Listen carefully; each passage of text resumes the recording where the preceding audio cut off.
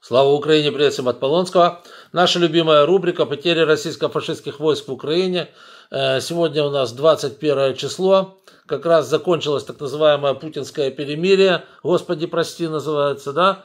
И давайте посмотрим, чем этот день запомнился. Ну, на фронте, скажем, сразу больших потрясений не было, потому что, скажем, вот эти сутки, или там чуть больше, чем сутки, рашисты не предпринимали таких очень значимых действий, но, как стреляли, так и стреляли, понимаете?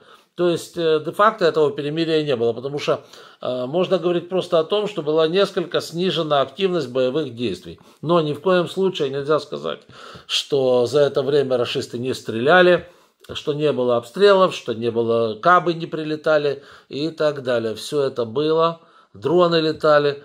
Удары дронами продолжались, и поэтому говорить о том, что это было перемирие, вообще даже не приходится. За вчерашний день было уконтрапуплено и отправлено курсом русского военного корабля 670 вооруженных путинских федерастов.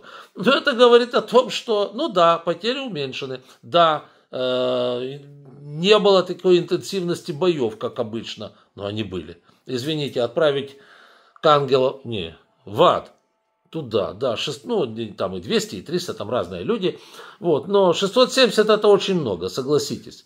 То есть видно, что они все равно где-то стреляли по нам, мы им долбашили в ответ, они пытались где-то локально там-сям просочиться на наши позиции, они пытались подвозить на передовую, воспользовавшись объявленным их фюрером перемирия, пытались, значит, подвозить боеприпасы, лишний состав и так далее. Наши, конечно, не дураки же это все видели, пресекали такие попытки, и это отразилось на потерях путинастов. Соответственно, 670 за вчерашний день, всего 941 770 путинских наемников отправлено курсом русского военного корабля.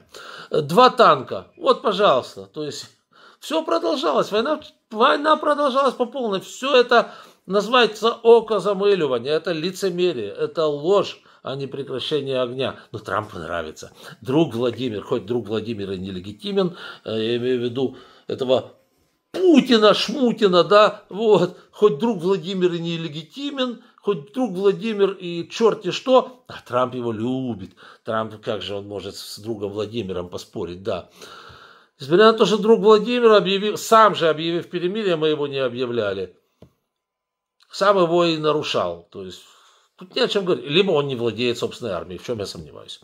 Либо это вообще не друг Владимира, а копия. Да. Номер 2, номер 3, номер 4. 2 танка за вчерашний день. Всего 10 679. И 2 броневика туда же, в Утильсырье списали.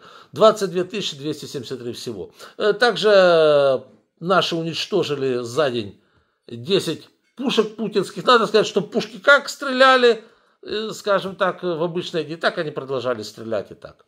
10 пушек отправлено в Утильсырье, всего 26 659.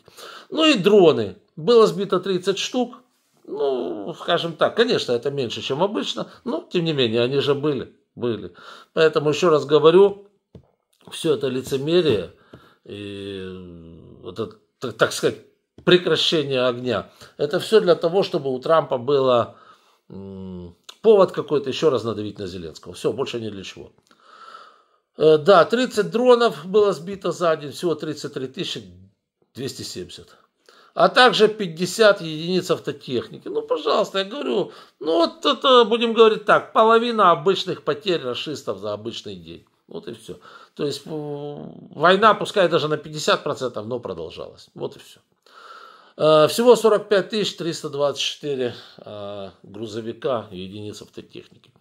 Ну, а сейчас уже не о чем говорить. Там Пуйло заявило, что с 24:00 никакого перемирия больше нет. И наши начали им насыпать уже как следует. Да. В следующий раз уже окажется потери, вернутся, как говорится, у рашистов на предыдущие показания. Так что, будем говорить так, все это была игра. Игра против Украины, в которой участвовал коллективный трампопут.